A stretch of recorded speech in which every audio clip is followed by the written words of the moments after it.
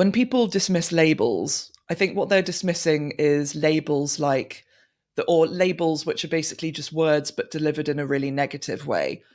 For me, knowing that I had ADHD just instantly meant that I could be kinder on myself because I had spent my entire flipping life working my ass off just to try and get to the starting point of where I felt everybody else was. It wasn't like, you know what, nothing that you've ever done was your fault. It's not that at all. I'm aware of plenty of stuff that I've done in my life that is very much my fault, and I fully fess up to all of those things, and I take that responsibility.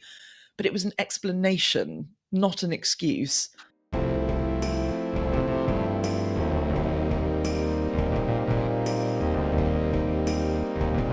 Kat Brown, thanks so much for joining me. Oh, thank you so much. What a lovely start to the week. What are some of the biggest misconceptions people have about ADHD? To be honest, at the moment, I think the biggest misconception is that anything that we read in a newspaper about ADHD is correct. Obviously, that's not to say that they aren't. I mean, for example, I've written several newspaper features about ADHD, and at the time of speaking, we're speaking just at the beginning of April, there was a cracking one in The Guardian the other day about ADHD, which is the overlap between autism and ADHD, which was only sort of really added to the DSM in about 2013. And by that, I mean, before then, people were just like, oh, you can only have one or the other. You can't have both. And it's now very much accepted that you can. I think this is a misconception because we grow up in the UK, where I'm speaking to you now, with particular social structures that are, for example, certain newspapers are very trustworthy. For example, the Times of London is known as the paper of record because it's for a lot, for hundreds of years been the only newspaper that's admissible in a court of law as evidence. Unfortunately, over the last decades really, we've seen that that isn't the case. And obviously, the Sun newspaper's relationship with the entire city of Liverpool suffered dramatically, to put it incredibly mildly, as a result of their coverage of the Hillsborough disaster. But we're now seeing, particularly in what we might term the right-wing press, although it's important in this country to remember that what we consider right-wing is positively leftian compared to what we might experience in the USA. But we are seeing a lot of coverage of how we view waiting lists, for example, in such a way as to suggest that all the people that have been referred by their GP for this waiting list and have therefore passed one, if not two, unofficial tests to get on there are basically just wasting people's time and don't really deserve to be on there. And it's all a lot of nonsense. And what is ADHD anyway? And all of these really awful, fairly out of the dark ages thoughts about it, which don't really go into any of the actual facts and really, really boring, just objective truths about ADHD.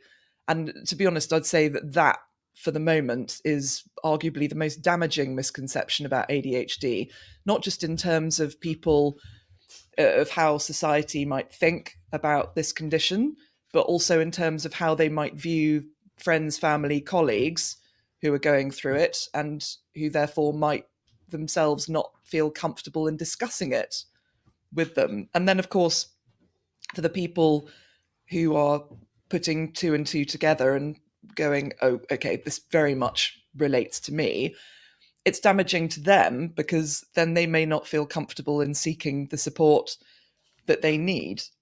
Because, yes, we might have got to, in my case, 37, in other cases, 57, 67. Honestly, some people in their 80s.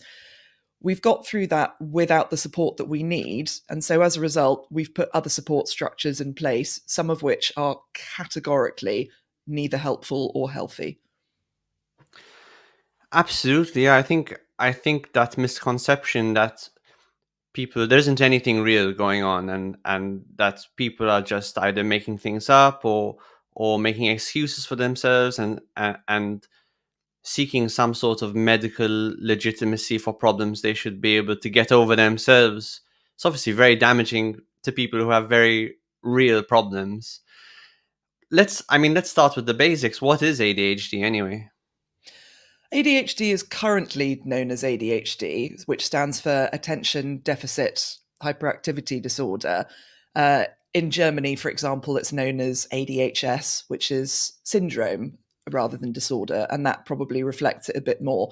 ADHD is a colossal constellation of symptoms that interacts with each person's experience, their upbringing, class, race, gender, different things that have happened through their life. And it can lead, if not supported in certain ways, to real issues with concentration, with focus, with stimulation, with interest levels. Calling it a deficit of attention is again kind of ridiculous because it's more like a surfeit of attention and just not being able to necessarily direct it in the right way. Um, I'll give you a couple of examples from me and use myself as a guinea pig. So, when I was a kid, I could laser focus on a book and I read incredibly quickly. My parents joked that I basically taught myself to read when I was about 4. And so, reading is deemed as a positive thing. It's a middle class thing. It's self improving and all that sort of stuff. But because I was so easily bored, I wouldn't just read books, I would read literally anything. I had to read at breakfast. I would read the backs of packets of cereal. I would read recipe books because if I didn't, then my brain would just start pinging off everything around me and I just got completely overwhelmed and it was barely even 7:30 in the morning. Another example from adulthood and very recently is that I, as a freelancer, really need to sort out my pension. I'm self-employed. Nobody's giving me a pension. I need to sort that out. But in order to set up that pension, I first of all need to bring together all of my previous pensions from previous staff jobs that I've had. And believe me when I tell you that I've been putting that job off since last August because I got married. I changed my name, not for work, but personally. And that blows pension companies' minds. And so I need to send off my marriage certificate, but that is both too overwhelming because rather than thinking, okay, I need to send off my marriage certificate, I'm instead thinking 900 different things. I need to send off my marriage certificate to 5 different companies. What if they lose my marriage certificate? Do I have to send it special delivery? How? And I'm thinking all of these things at the same time. And that is where problems can really set in with people and where those negative coping strategies that I mentioned very briefly in our introduction can also come in. Yeah, and I'm in the middle of reading your book, which I'm really enjoying your book for a few reasons. You've got a nice tripod set up in your book. But on the one hand, your personal experiences. On the other hand, you've interviewed a lot of academics and scientists, doctors who are working on this problem. But also, you've gotten so many accounts from other people who have it. And what you've highlighted really nicely with that tripod is that obviously there are commonalities between different people who have ADHD. There's often a common arc you can see across life. At the same time, people's presentation can be incredibly unique and variable and individual to them. Why do you think that is? Why are different patients' presentations so unique? I, it's like I had a hip replacement a couple of years ago and it got infected, and then I was on antibiotics for 3 months. People have hip replacements all the time. This sort of thing doesn't happen, but it happened to me. And I am one person who's had a hip replacement. Similarly, with ADHD, that is, a syndrome of symptoms, but it will manifest in people depending on who they are and what their lives are. I think it's also really important to remember that we're talking about something that's taking place in the brain, and brain science it's the absolute baby of all sciences, like psychology, psychiatry. These are things that, whatever brilliant work the ancient Greeks and so on did, it's something that has only really been studied in a serious manner, if you like, for the best part of the last 200 years, which is absolutely crackers to think that we could know every single detail about how our brains work since then. And that similarly goes for ADHD. I think the thing that is really interesting to note, and this is again why I really struggle when bad faith people or sometimes relatives will just go, oh, this never really used to exist. It wasn't around in our day. People are making such a fuss. It's just like, stop being so lazy and use Google for 1 second. And you can go back and see incredibly similar traits being detailed in not just medical literature, in common literature for hundreds of years, in paintings, for example, in depictions of schoolrooms. And it's just so fascinating to see, going back, the same instances of don't forget it's not real, kids, syndrome, disorder, neurological condition, as we should probably call it. But just because we didn't have the tools to know what it was, um, so we called it things like hyperactive condition of childhood, and or just awful sort of malady type things. Mm. And it's just fascinating if you actually just sort of go back, decades, 100 years, 200 years, then you can just see all the different ways that ADHD sort of spells itself out in people's behaviors and in treatments, actually. I mean, we've been using stimulant medication to successfully treat what we now know as ADHD in kids since the 50s. Yes, and I think one other factor is that modernity brings out the problems associated with ADHD much more because as things move on, things like long term planning, delaying gratification, the ability to deal with your impulses, the ability to focus for long periods of time, all of those become more important as things move on. Like tasks move from being more hands on to being much more abstract. And all of those things are things that people with ADHD tend to have difficulty with. So it might have been much less obvious 100 years ago if someone had ADHD type difficulties. It might have been much less obvious because their environment wasn't bringing out those difficulties quite as much. I Well, and think the also environment. people didn't care. If we think about a lot of people, even 200 years ago, it's not as if they were working under the greatest of circumstances. People only really cared about people with power, people with privilege, and let's be real, people with money. Nobody cared if somebody in a workhouse had ADHD. I mean, let's be fair, even if they knew about it, nobody cared about them at all. And I think it's also interesting to note that even the concept of childhood only really came into existence sort of 300 years ago ish. Before then, it was just all children were treated like tiny adults, whether that was working alongside their families or in the ways that they were trussed up and treated and that sort of thing. Children as a concept didn't really exist even back then. So, yeah, fascinating to note.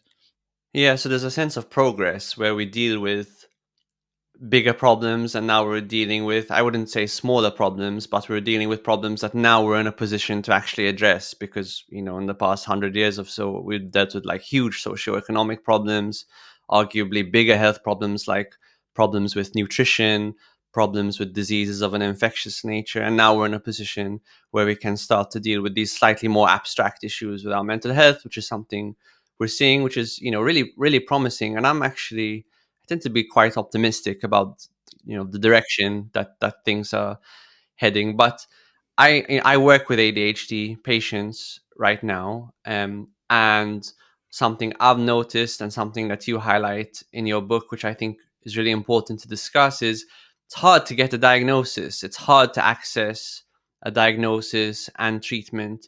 What was your path to getting a diagnosis like? Well, pardon me. I'd been a reasonably frequent flyer with the National Health Service throughout my life. I had a bike accident when I was 10, and then shortly afterwards, I was diagnosed with what was then known as petit mal epilepsy and what we'd now know as absence seizures. Um, and when I was 18, and I was in my first year of university, I went to my doctor because I was suicidal, and I wasn't diagnosed with anything, but I was referred to a counselor and given antidepressants and that sort of thing. I'd had insomnia throughout my tweens and teens and was briefly given some sleeping tablets when I was in my last year of university. I was treated, again, not diagnosed, but just sort of treated for anxiety. I had therapy a few times over the years, sometimes through work insurance, sometimes privately. Um, and I was treated for binge eating disorder, which I didn't even know existed when I was diagnosed with it. I'd just gone to the GP going, oh, hello, I'm a bit depressed again. Can we look into this? And just all of these sort of different little visits that just sort of through my life made me feel greedy, because I felt like I had this shopping list of things wrong with me, but they were all in my head. And, society is not kind to people whose problems are all in their head, because don't you just want a bit of attention? Aren't you just oversensitive? It's like, well, actually, no, it could be psychosis. Um, but again, anyway, that's another rant for another time. When I finally twigged that this could be ADHD, I'd gone through a reasonably dreadful few years. My husband and I had experienced failed IVF. We'd been to another clinician who'd said that actually they didn't recommend we continue with IVF at all, and so therefore we wouldn't have children. And this is when the people who've never been through any of this pipe up and go, why don't you just adopt? And it's like, well, why didn't you? So I was just feeling like my brain was not in the right space to go through the adoption process, which I did look into quite seriously, let alone do that for children who really, really needed that. And I saw somebody who I really like on Twitter and always retweets fun stuff, retweet this question from an ADHD coach saying, if you were diagnosed with ADHD in adulthood, how did you realize? And I'm always really curious / nosy, as the way all journalists are, about people and what makes them tick. So I clicked into this thread, and I mean, it was he's, she's, and they's of all ages, of all backgrounds, basically going, Cat Brown, this is your life. And everything from that shopping list of mental health issues, from children with epilepsy, which turns out to be, unbeknownst to me, a really massive comorbidity in ADHD. Um, like really bad problems with finances, like just basic trouble managing a budget. I mean, thank God for apps, is all I can say. The technology helps all of us on a daily basis, not just people with ADHD, but it's made managing tax and everything more manageable. And so I saw this thread, and I didn't, as again, some naysayers would have it, go, oh, well, I've obviously got it, I'm going to go straight to my GP and demand it. I just read everything that I could flipping find about this because it was fascinating, and was reading up on how, quite a lot of women, particularly, are being diagnosed in middle to later life, partly because they're often the carers taking their children to go and have ADHD assessments. And spoiler, if you're listening to your children having a questionnaire, some of those might relate to you. It's not necessarily the case that ADHD is genetic in the same way that red hair is genetic, but there is an up to 80% heritability chance of that through various other sort of different factors around mental health. Um, so again, happening for lots of women. And again, if we go back 50 years or so, uh, I mean, women just were not in public life, in social life, in the way that we Mm. are now. Because, yes, quite a lot of women worked and a lot of women had to work. But similarly, a lot of women were homemakers, partly because this was an economic climate that, for all of its problems, then meant that a single salary could maintain a home and a family. And you didn't have to have, both parents going out to work, although a lot of people did. But I mean, similarly, like social attitudes to people who weren't white, frankly, were so appalling that nobody again would apply any sort of questions around health or mental health in the same way that they might do to a white person, and some white people at that. And in Um, America, it could be even if you went the correct type of white. So if you were Italian, Irish, or yes, Polish. exactly this. The I mean, we say that, well, not we say now, I think fingers crossed we are waking up to the fact, if we haven't already woken up to the fact, that the UK still has an absolutely clanging problem with race along with so many other differences. But it's always been said that, the USA has a race problem, the UK has a class problem, and these infinitesimal different layers of difference, and the fact that, unless you are white, upper middle class, earn a certain amount of money, do a certain type of career, speak a certain way, know the right way to behave, doing bunny ears there, it's absolutely, yeah, absolutely bananas. So again, there would be all these sort of certain ways that people might be paid attention to or might Mm, not. Yeah, so I basically read everything and then put all these different things together and looked back at my life and was just like, well, this, I would quite like to speak to somebody about this, because it does sort of feel like this could be an answer. Because however many times that I'd been treated for something, I never felt like I had an answer. I never felt like I understood how I worked internally. Like, this comparison that I often use is that of feeling like an avatar in a meat suit. Like, other people just seem to know how to navigate life, and that was just something that I didn't feel at all. So impulsively, because we were now in lockdown, um, I went to I'd been to my GP.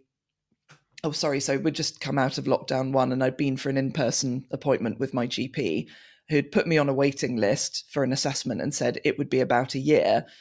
And I'd been through like a year's waiting list for eating disorder treatment, for IVF. And to be frank, apart from the IVF having failed, neither of those experiences were particularly positive, however grateful I was to have experienced the treatment, such as it was. Um, I just couldn't do that wait again, because I was like, I know what the answer is now, and I want the rest of my life to start.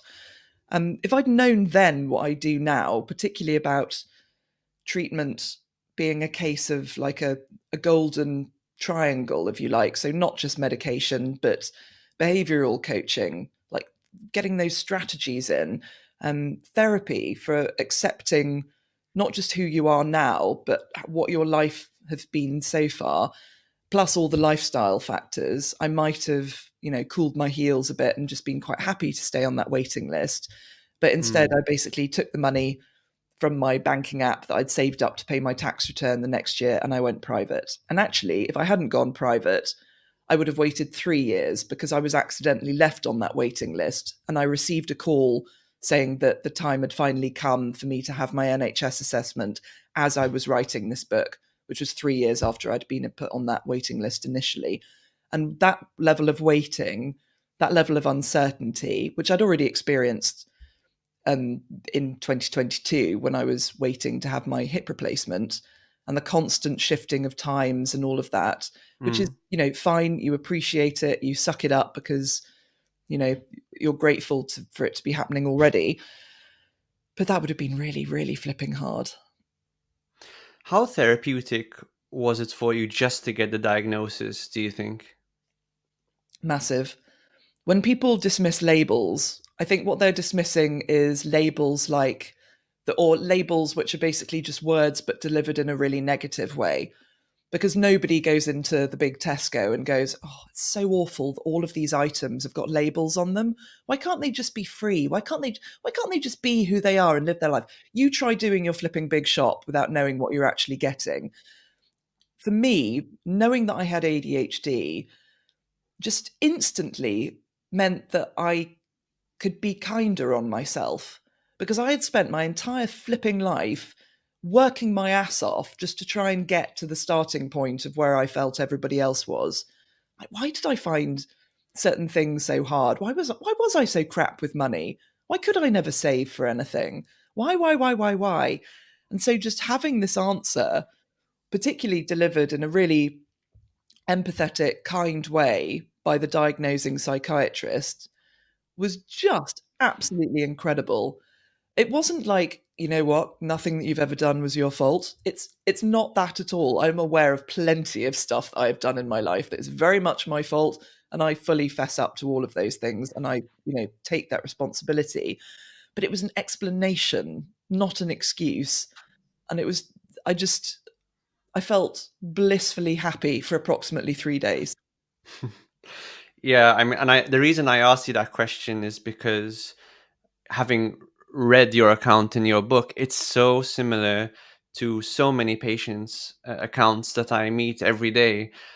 Many people have this sense that there's always been something wrong. They have a set of difficulties which makes them feel like they're uniquely flawed. And obviously, because these difficulties actually do interrupt their ability to achieve and progress through life, it really interrupts their self image and makes them very, very self critical. And often, just getting the diagnosis and learning a little bit more about ADHD by itself has a lot of therapeutic value, as you mentioned. I'd like to comment a little bit on diagnosis because you mentioned it. And, I'm both a psychiatrist and I'm a psychotherapist. What that means is I deal a little bit with the tension of diagnosis, the pros and cons. And there's a lot of debate. A lot of mental health professionals tend to take one stance, either for diagnosis or against. And I think, like yourself, I tend to feel that diagnosis can be an incredibly useful tool, but if used in the correct way.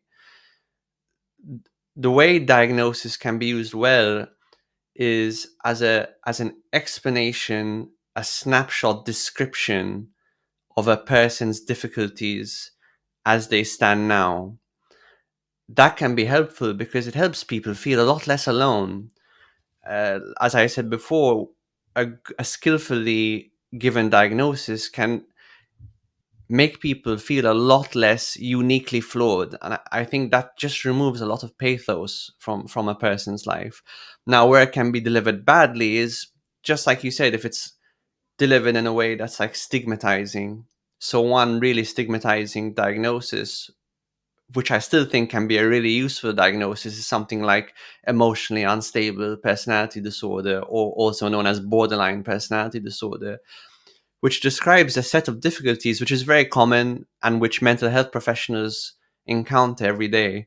Now, there's a way to deliver that diagnosis that is actually therapeutic, which is going through the different problems the diagnosis describes, allowing the patient to see, to confirm or deny whether they have those difficulties and to give some context to that. And, I've certainly had the experience when I was in my training in particular of delivering that diagnosis in a way that was really helpful. But the opposite can also happen. Often patients with borderline personality disorder think that they might have bipolar through no fault of their own, because mental health difficulties are complicated. They might go and seek a diagnosis of bipolar, but the psychiatrist may say, no, you don't have bipolar, but yes, you do have borderline personality disorder, in a way that's very dismissive, that leaves the patient still feeling like they're uniquely flawed. And also with not adequately underscoring that actually, even though borderline personality is a psychological condition, there's loads of things you can do. There are specific therapies that have been designed to treat, the set of problems. So, yeah, that was a rant of my own, but just I think this No, issue of diagnosis is very important. I mean, there's two different things in here, one of which is the importance of diagnosis in ADHD, full stop, which I will come on to in a moment. The other is bedside manner. I mean, after our IVF cycles failed, my husband and I went back into our clinic where we were met by a man neither of us had met before, who hadn't treated us throughout anything, and who was the most awful stereotype of a medic who should never be allowed near patients, let alone near one's grieving. Now, my husband and I had taken in boxes of Cadbury's miniature heroes for the staff to say thank you for treating us. And that asshat did not get a single chocolate. He was absolutely appalling. So, I mean, that's one thing. And I would say on the there's a Can you can brilliant. you gi- can you give some examples of, because this is a lot of clinicians listen to this, so it'd be useful. Like what did he get colossally wrong? Do you think? I mean, this is something that happens in medicine throughout. Jodie Day, who wrote a brilliant book about which really helped me about facing up to not having children, writes very very well about these sort of similar things as well. It's the dismissive nature of it all. It's it's forgetting that, yeah, while this is absolutely happening on a macro level, yeah, in the wider field of things, this doesn't matter at all. To the people sitting in front of you, this is really important. This is the Mm. most important thing. And how dare you not treat it with the civility, with the humility that this deserves? Because we are constantly hearing and reading and seeing evidence of malpractice, particularly in maternal healthcare and in maternal medicine. And all of that is coming from people that thinking that they know best. And sometimes, I'm sorry, but the patient knows best, not in the literal sense, but in terms of the importance of what this diagnosis or this non-functioning thing, this, in my case, unexplained infertility, and how important that is. And I'm sorry, but how dare somebody delivering that news not really take the time, take the effort to learn how to do that properly? That is utterly revolting. If you can't deal with people, go and work in a lab. So that's that. I would say that if we want evidence of a diagnosis treated well that people can quite literally go and read from, there is a fantastic novel by Meg Mason called Sorrow and Bliss, which also randomly includes infertility, but is far more about somebody with the most chaotic life and chaotic family. It's very, very, very funny. But it towards the end, she gets a diagnosis, and we're not told what it is because it's theoretically not supposed to be important, but reading between the lines, it could be BPD, it could be schizophrenia, probably earing towards BPD, which incidentally, a lot of women with ADHD are misdiagnosed with, which again is why it's so important that anybody doing an ADHD Mm. assessment knows a hell of a lot about other conditions as well and works with those, because there are so many overlapping criteria. Trauma's another one, all of that sort of stuff. So yeah, big recommend to Sorrow and Bliss by Meg Mason. Read it, learn a little bit more about humanity. But in terms of why people are really pushing for a diagnosis, for an assessment for ADHD, it's because treatment with medication remains the most important and successful way of navigating ADHD symptoms in a way that isn't, just simply by growing up a bit. Like earlier, we spoke about how, people might grow out of certain symptoms and that sort of thing. And certainly, like 85% of adults diagnosed with ADHD will be diagnosed with combined type. Very, very few will be diagnosed with hyperactive impulsive type, the type that is very common in children, simply because, even if, we live in a nunnery or something, we are still learning about how to deal with people. We are still learning social skills, even though, they might be quite difficult for us to carry out and might require some level of masking or, those negative coping strategies. But like this, for example, from the World Federation of ADHD International Consensus Statement from 2021, treatment with ADHD medications reduces accidental injuries, traumatic brain injury, substance abuse, cigarette smoking, educational underachievement, bone fractures, sexually transmitted infections, depression, suicide, criminal activity, and teenage pregnancy. I mean, these are fairly colossal reasons for at least trying medication. And Dr. Edward Halliwell, who's a brilliant ADHD writer, who's written to be honest, some of the most important books on ADHD, both for clinicians and for the lay reader. He co-written them with John Ratey. He made the wonderful point that, I mean, if you want to see whether ADHD medications are safe, you just have to look up lawsuits about them and see how many, if any, are successful.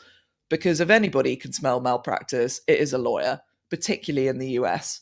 And I just absolutely love that because, yes, some people will have concerns, again, usually stemming from social stigma, usually stemming from a misunderstanding about what a stimulant medication is.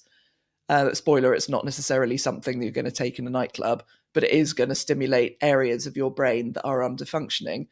And yes, there are other medications that have no stimulant in them whatsoever. But again, it's just all about looking at why people want a diagnosis, whereas they may not pursue one for others. I mean, when I had my ADHD assessment, I was given like a very cursory autism screener again, and I got 6 out of 10 for ASD, if you like. And sometimes, as my psychiatrist said, treating ADHD can reduce those sort of autistic tendencies, if you like, because again, traits are shared throughout humanity. What a shock. But also sometimes being treated with ADHD medication can, sort out the ADHD symptoms and then really show what else is there, if you like. But I don't really feel the need to pursue an assessment for ASD, partly because I don't feel that anything else is having a negative impact on my life, but also because, frankly, what's that going to do? If I need support from work or from the government, I can apply to access to work. Oh, God, as I have done before, and that's a ball ache and a half, I can tell you. But you don't need a diagnosis for that. So what's that Mm. going to do? That actually is one area where I'm more than happy to leave that place to somebody else.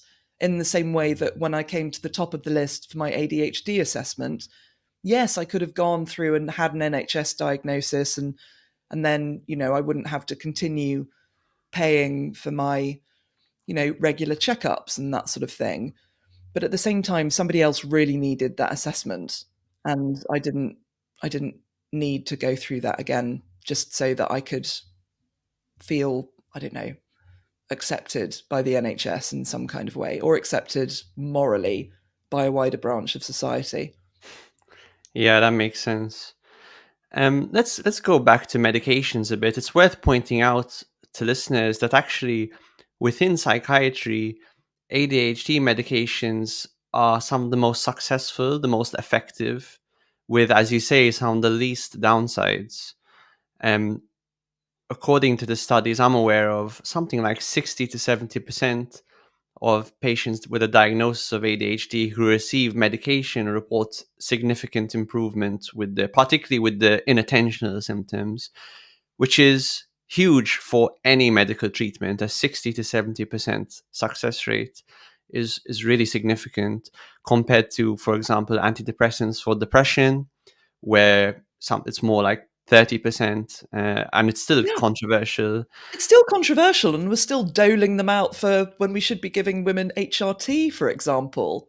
It's like people are so happy to dole out antidepressants like Smarties. And honestly, if anybody has tried to come off antidepressants without the help of a pill cutter and quite a lot of internet assistance, that is absolutely no joke. Whereas, ADHD meds, if we're talking about stimulants, they're in and out of your system in a day. Yeah, and I think depression is complicated because depression, I feel, is often the canary in the coal mine for other issues. And so many of the patients I assess for ADHD who end up being diagnosed with ADHD report a history of anxiety and depression. I think it's very common. I think anxiety often is a natural consequence of the constant sort of overstimulation, the difficulty people with ADHD have filtering out automatically, unconsciously sensory information. And so there's a sense of sensory overwhelm and obviously a hyperactive mind and body, which you can see how that could make you anxious. And my intuition is that low mood is a natural consequence of facing lots of barriers in life and constantly striving against a lot of difficulties. And depression is often a response to burnout as a part of fatigue. So many of the people I assess have depression and anxiety in the background. Often that's usually diagnosed as the primary problem first. And then eventually, through further investigation, it's found that perhaps it's more likely to be ADHD, and then they see someone like myself. Yes. What's your sorry? A very quick note on depression, though, because I, in that way that people who have read too much of the internet will suddenly think that they're an expert on absolutely flipping everything, had experienced depression to a fairly serious degree since probably the age of 11, 12. Obviously, it wasn't diagnosed for years or anything, but just obviously in my own experience. So when I was diagnosed with ADHD, I was like, right, well, don't need to take antidepressants anymore then. This will be absolutely fine because the ADHD meds will treat everything. And I mean, I didn't stop taking them overnight. I'm not a total idiot. And I had been taking antidepressants on and off for quite a long time by this point. But even so, I still did wind them down and come off them, and then wonder why a little while later I was hit by a horrendous depressive episode. And this, I think, is where a little learning, a little medium learning in patients really can be a dangerous thing, because there is this idea that, and actually it's fairly true a lot of the time, that ADHD is like the overarching big boss, if you like, and you squash that with meds, with treatment, and you'll sort out quite a lot of the underlying problems. And for me, that's certainly been the case with insomnia, for example. But with depression, I then basically had to realize, no, no, no. For you, depression is a comorbidity. It will exist alongside ADHD. I have cyclical depression, and every few years it'll pop up. I won't realize it's happening until a friend or a family member goes, "I really think we just need to have a little chat about why you are basically lying on the floor looking like a sad clown." And I was, yeah, again, just sort of thinking that treating the ADHD would treat everything else wasn't necessarily the case there. But all of the other ways that we treat ADHD, exercise being a colossal one, lifestyle factors, if you're on stimulant medication, change to decaf coffee, for heaven's sake. Just all of these things have just really, really helped me in just not take control of my life, but to be able to sort of add in other elements to how I live that have in turn really helped to deal with um, like my mood just more generally, and obviously for women and people who were born as women, like any kind of time around their period, around perimenopause, and all of that is really going to have a massive add-on effect to their ADHD symptoms as well as their general experience of life. But yeah, just being able to understand that a bit more, and adding in like decent food as well as an extra type of medication is also incredibly important. Yeah, so it's like if there's one point we can triple underline today, it's even though many people think getting a mental health diagnosis such as ADHD can be a means of escaping responsibility, if delivered and used correctly, getting a diagnosis like ADHD can be a way of taking responsibility Yeah, I'm because, not sure how many people are going for an ADHD assessment to escape responsibility.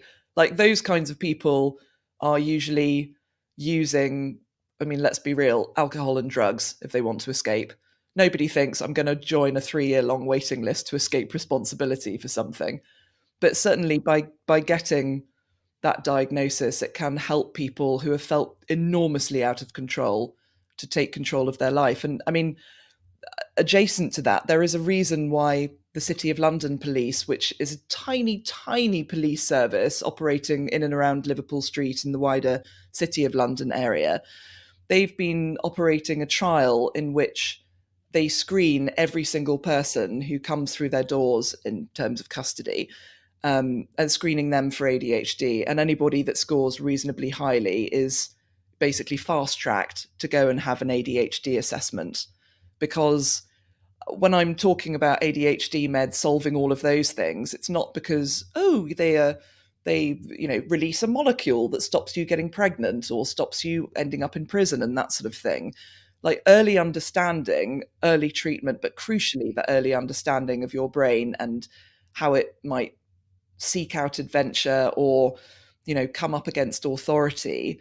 Those are the sort of things that are really important for stopping those negative outcomes. yeah, and from the patients I talk to, I really sometimes with someone's psychotherapy hat on, particularly if you're more inclined towards psychoanalytic way of thinking, you can be a little bit skeptical of people's motivations and their intentions.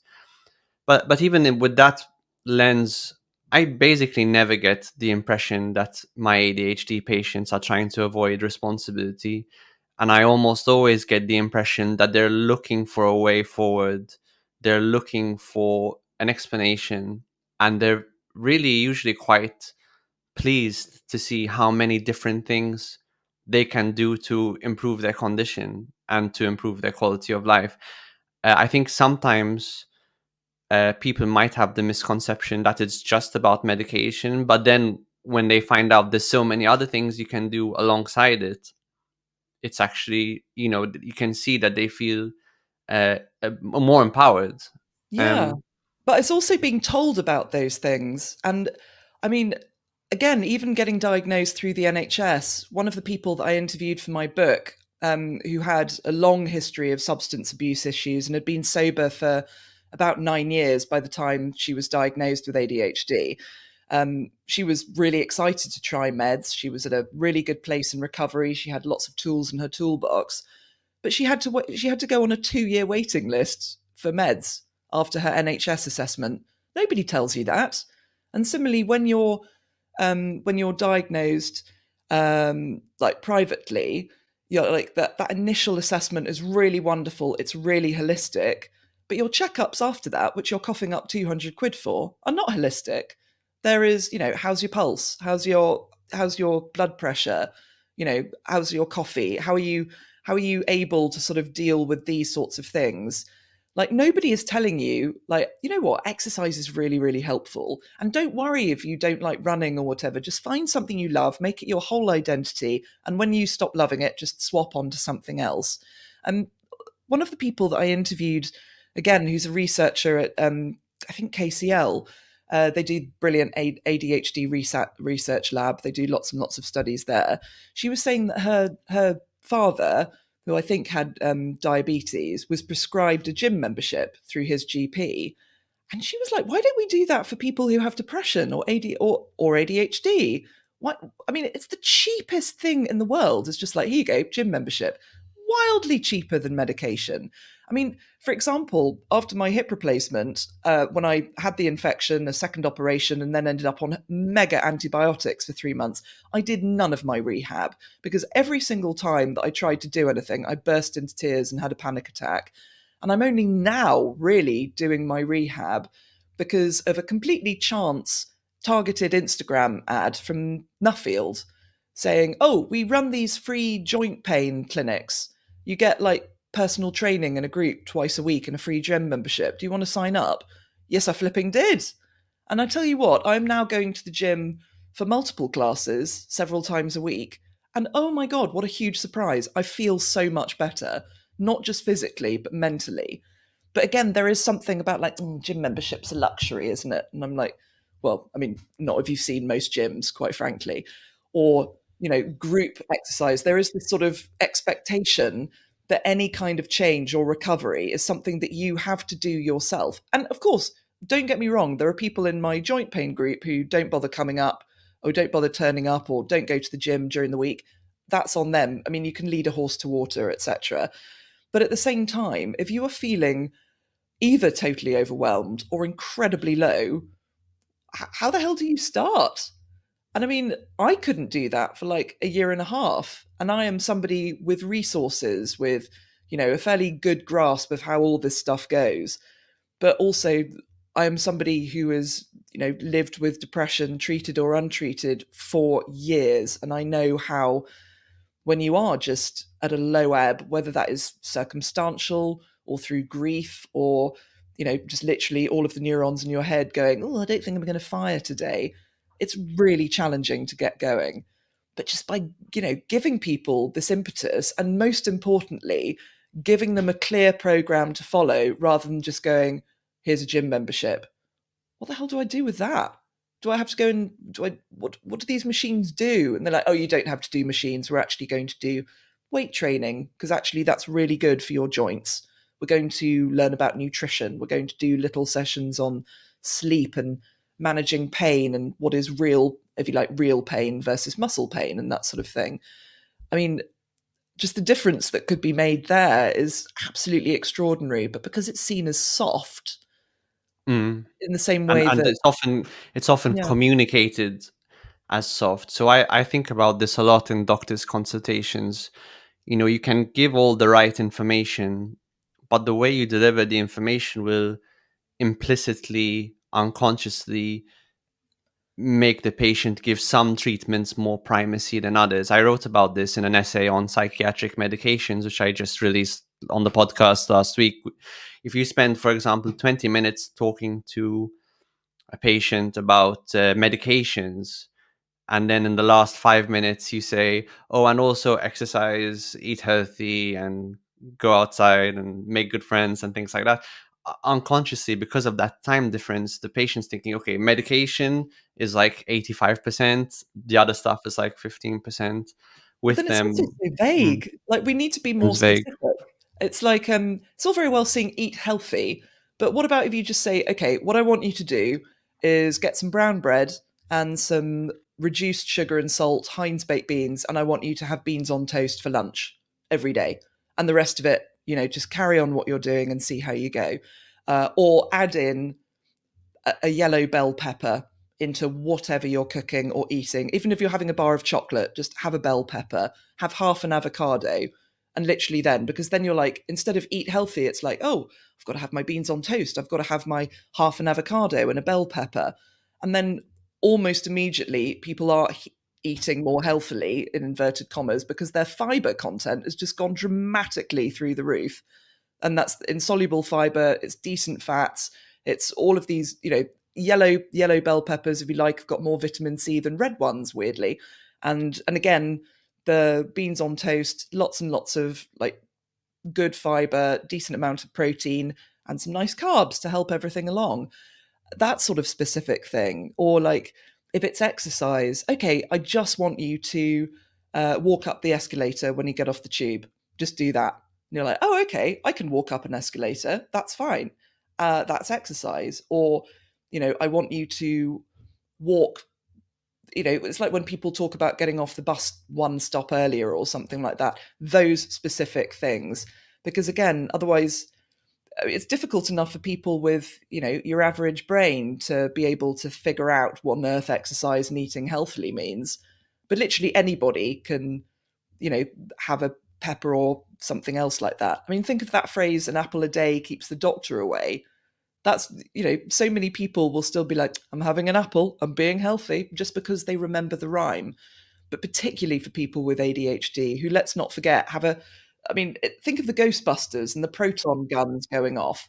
They've just got an absolutely enormous amount of attention and focus wandering around untethered, and they need something really concrete to be able to grab on. So if we're going to say something about exercise, sleep, whatever, there needs to be a concrete action that people can add into their routine rather than worrying about taking everything away. Not least because, again, disordered eating is a massive overlap for people, and it's just not worth it. So adding in rather than taking away for those sort of more general ideas is super helpful.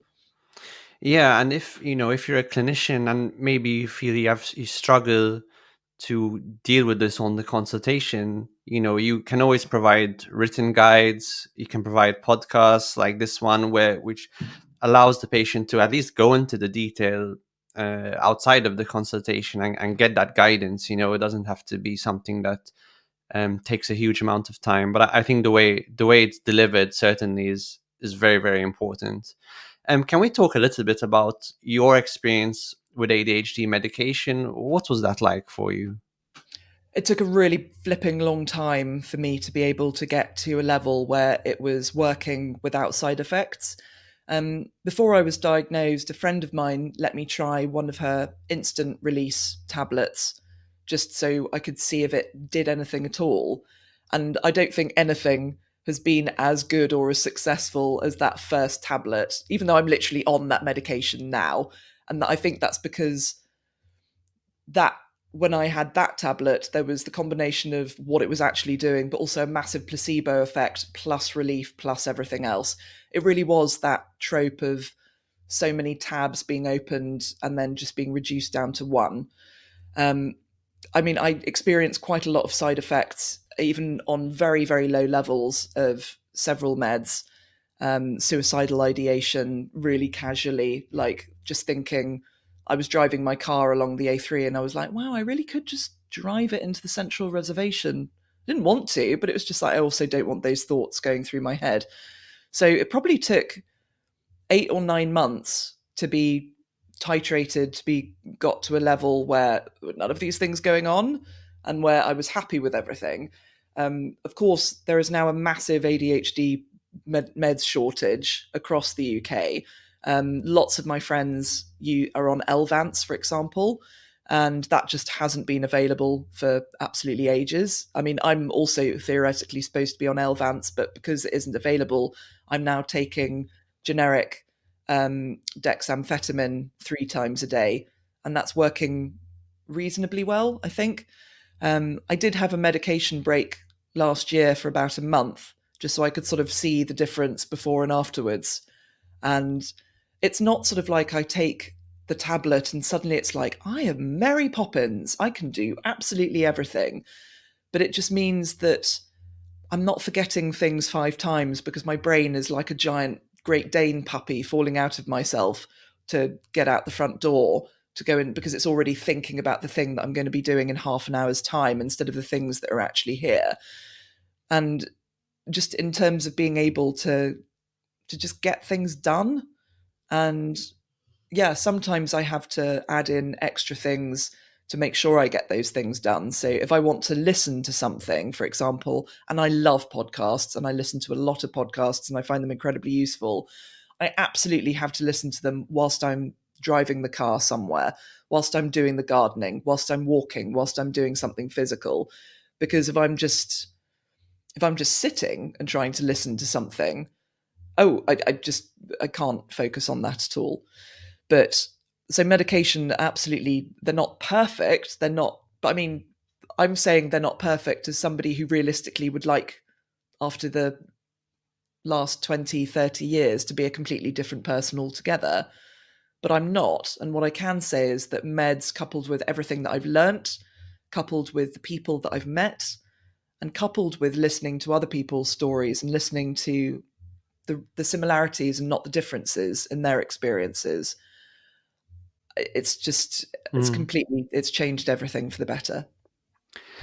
And what have been the most useful non-medication strategies in terms of managing your symptoms? So I have a lovely plate in the kitchen by the toaster where my keys live. If my keys are not in my bag with me, about to leave the house, they go straight in there. They don't stay in my handbag, they just live in the plate along with my car keys. Having routines for certain things is really important.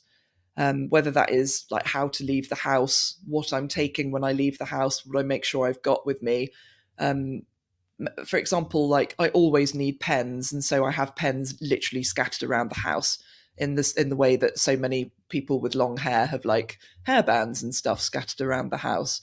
I make sure that if I for example, like wearing glasses, I have glasses cleaner in the car and in a certain place where it never leaves in the house. I have sunglasses in the car and in a certain drawer inside the house. People were really, really like mean and stupid about Marie Kondo, for example, when her book came out. That is one of the most useful devices for people with ADHD, making sure that everything has a home and somewhere to live.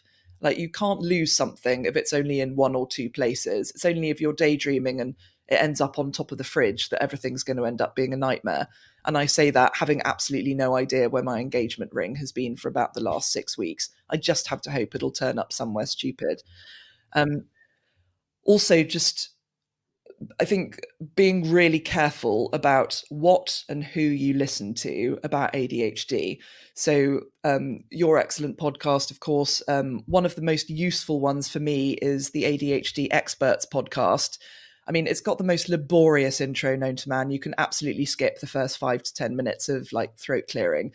But what is so brilliant about it is that it is always a talk by a researcher, by somebody really like deep in the field of ADHD. They've got literally hundreds of episodes stretching back to God, something ridiculous like 2016.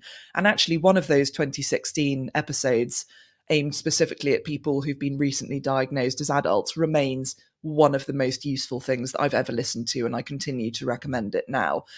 I think being very careful about listening to somebody either who doesn't have ADHD or who does have ADHD, but this coaching thing is really challenging. There are so many coaching programs going around, particularly on Instagram. And it's like, okay, what sort of coaching program are we talking about? Is it, is it something with quite a long period of expertise, or is it something where at the end of it you literally are just sent a PDF of a certificate that you can print off at home?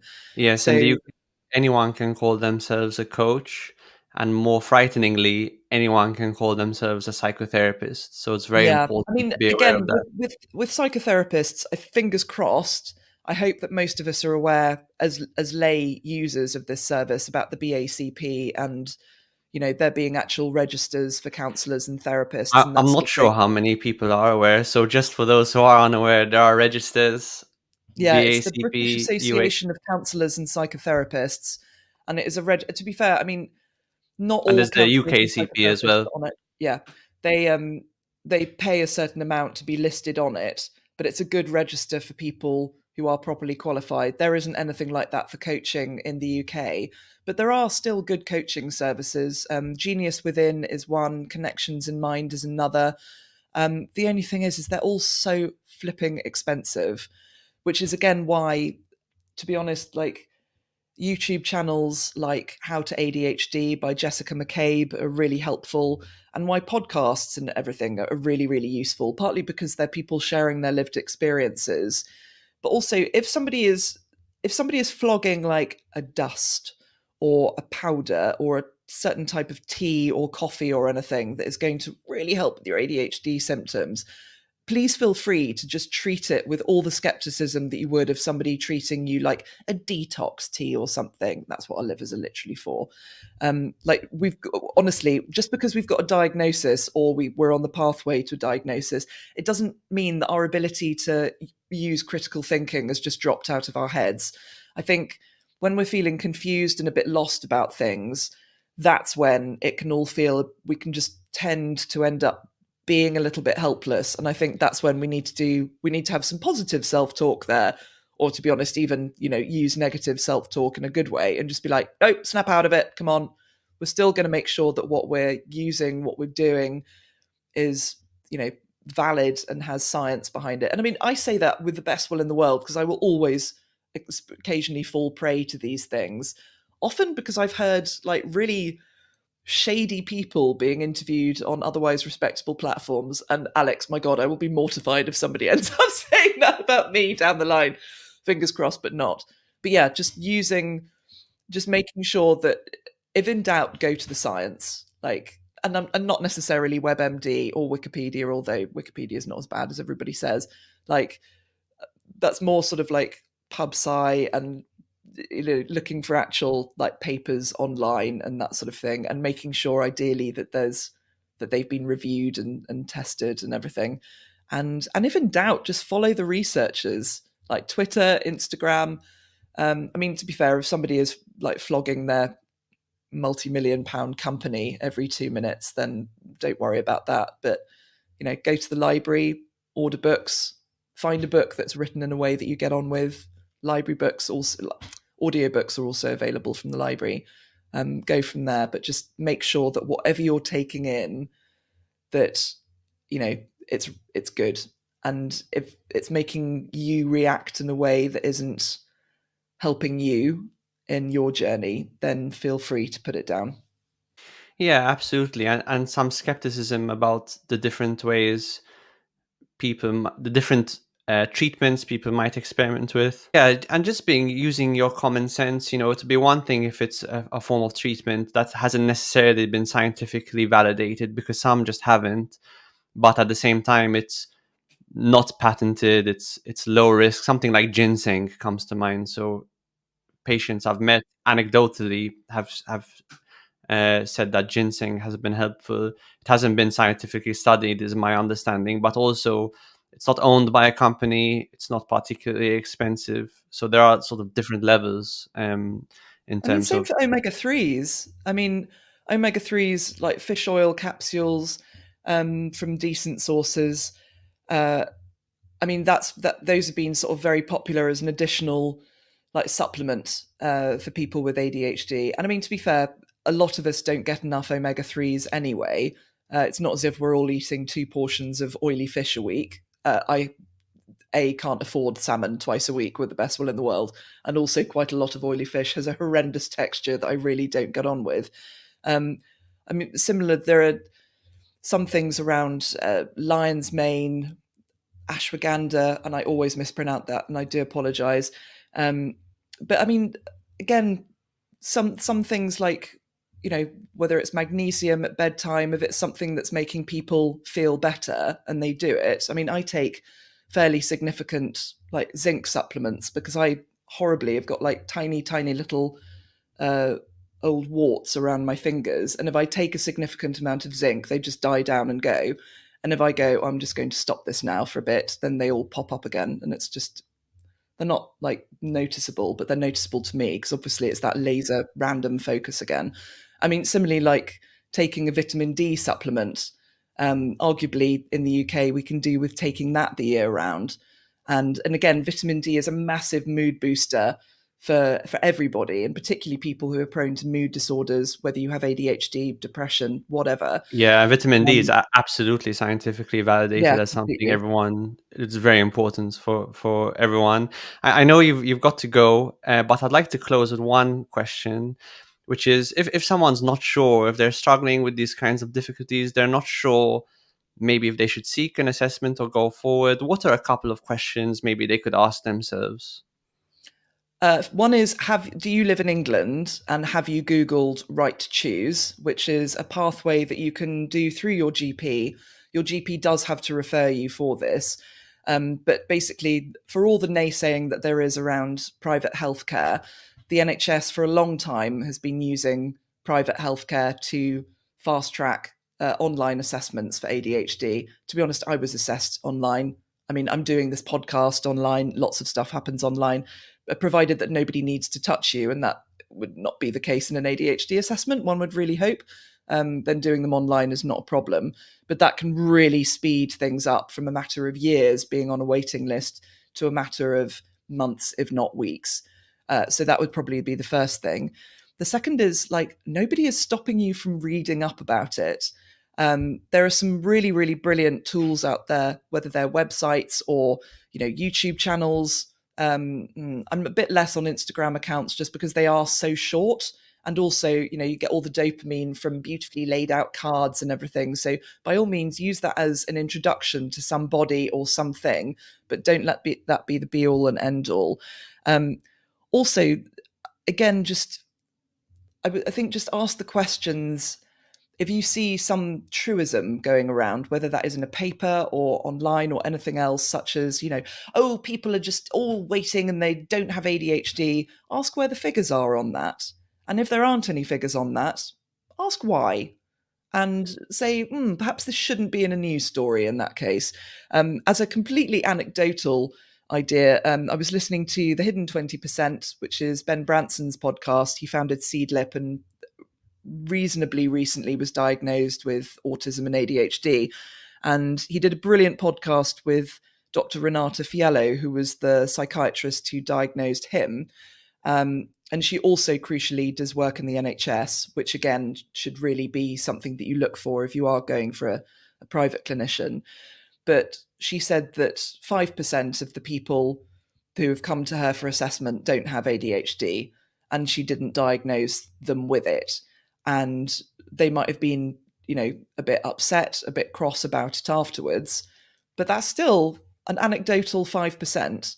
And that is the only number that I have heard in any of these discussions around, oh, how many people they don't have ADHD really, blah, blah, blah, unless they are literally a bad faith journalist on a Panorama documentary last May. Not that I still hold that in mind, but, somebody being diagnosed who doesn't actually have ADHD. So just, don't be scared about it. Go and do your research. Go and read up. Go and look. Talk to people. Also, look around your own friendship group, because the amazing thing is once you find out something about yourself, like attracts like, and there will probably be other people in your circles who experience a very similar way of looking at the world as you do. But also just the thing that my psychiatrist told me, which is be very, very proud of everything that you have achieved so far, even if it doesn't feel like that much to you. It absolutely is. Like you've been playing life on hard mode, and as we as we all know, the older that we get, life is quite hard, and there's a lot of stuff happening around us. So well flipping done you for getting this far. Yeah, absolutely. Like just like the general difficulty of life is a message that I find myself repeating on the podcast quite a lot because I feel like it's quite cathartic to say out loud. There's so much I still would love to talk to you about, but you have to go to another podcast, so I'm going to let you go. But we will have to have you back on the program at some point in the future. Kat Brown, where can people find you? Oh, I would really love that, Alex. And thank you for such a lovely chat. And thank you for letting me climb up on my high horse and then rapidly get down again when I've forgotten what I'm actually supposed to be saying.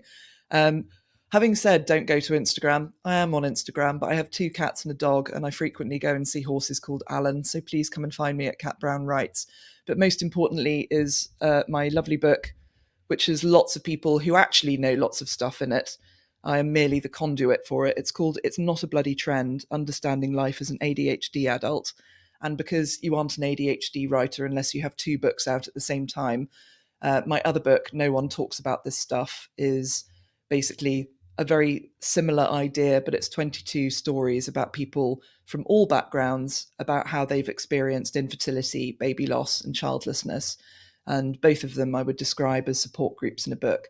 So if these would be useful for you to read for your patients or for you more personally, thank you very much. And I really hope you look out for them in libraries and all good bookshops. Wonderful. Kat Brown, thanks very much. Thank you so much for having me.